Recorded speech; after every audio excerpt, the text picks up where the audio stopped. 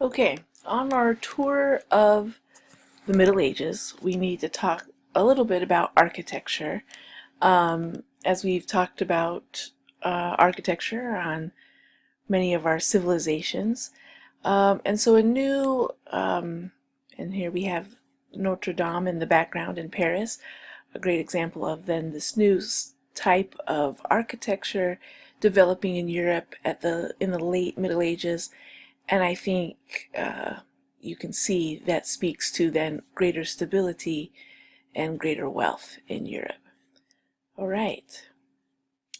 So we had the first style kind of in the early part of the Middle Ages, maybe from, let's say, the 6th century to the 10th or 11th century, is Romanesque. And you can tell a Romanesque structure by these characteristics. And then this is a church, a Romanesque church in Poland.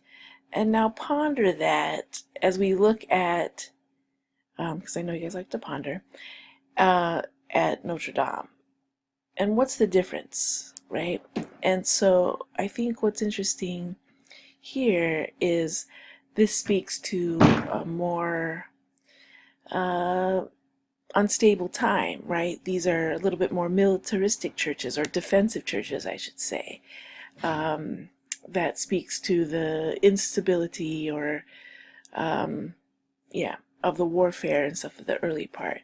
But now, things are getting settled.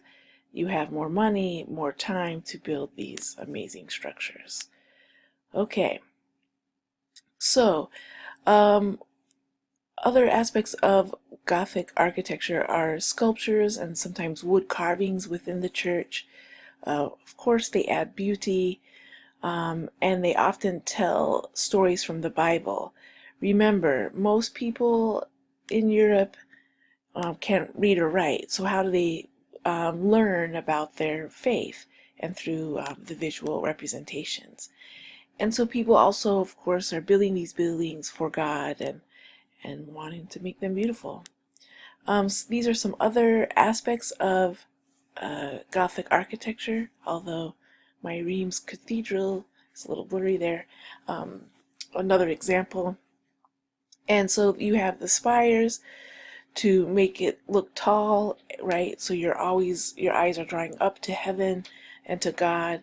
And so inside the churches you have these vaulted ceilings, again, aimed at heaven, to keep our eyes upward. However, they support the weight of the roof and these stained glass windows, so there was also practical purpose as well. And these Gothic cathedrals and architecture are huge churches, right? To show how wealthy and powerful the church had become. And it was not just a church, but a place for community gatherings. And a lot of these buildings would be open. Now we see cathedrals with the benches and things, but sometimes they wouldn't have any benches at all, right? So you could hold large gatherings. Some more distinctive features of the Gothic style, the flying buttresses here from our very own National Cathedral in Washington, D.C. So kind of like these wings to support the walls. So they can't, they're building these massive churches and huge walls, and they can't figure out how to maybe support them like we can today. And so these buttresses then would help support not only larger walls but higher walls, right, and the open space inside. And so we start to see then here on the flying buttresses, and then inside these pointed arches, which is also a distinctive feature. Okay, and stained glass. Obviously, again, another way for the Bible to be told to the congregation, and adds color and light to the church. This is in Chartres Cathedral from the 1200s, and then this is inside of Reims Cathedral. So this is motif here of the window, rosette window I think they're called, is a common characteristic of the stained glass windows. Okay, so here's some other examples. So test yourself if you can recognize the features. Okay, so we've got spires, right? Our eyes are drawing upward. We've got our stained glass windows, pointed arches, buttresses on the side. Then what? It's our own national cathedral. So having this probably neo-Gothic, obviously architecture, as it wasn't built that long ago.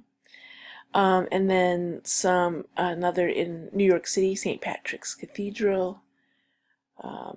Some other distinctive features of Gothic architecture were gargoyles. So these were also decorative, perhaps symbolic representations of evil, but as you can see from the side here, I think it comes from like the old French word of throat, or, when you gargle. I don't know. And so the water, this was practical to bring the water off the church. These were spouts, right? So the water would run off um, the side or the roof of the building. And here are some gargoyles of the National Cathedral. This is the ever popular Darth Vader. I think when they were putting up gargoyles or renovating it many years ago, they took a vote. Everyone could vote of what gargoyle should be there. And apparently people voted for Darth Vader. So next time you're downtown and at the cathedral, you gotta keep your eye out for that. Okay. And that's it. Our brief tour of Gothic architecture.